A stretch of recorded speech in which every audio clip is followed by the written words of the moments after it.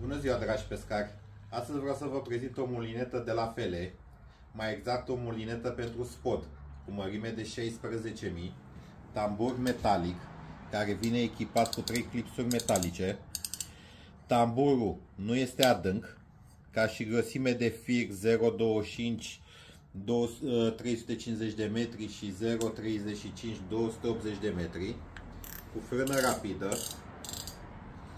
Această mulinetă are cea mai mare recuperare după piață, undeva la 178 de centimetri,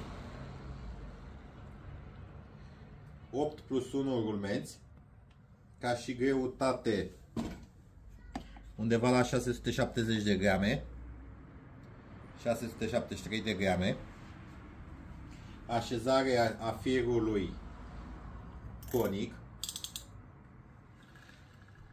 înșurubarea manivelei direct în corpul mulinetei, fustă sub tamburul mulinetei pentru a nu încurca firul, și aceasta se poate găsi la prețul de 300 de lei.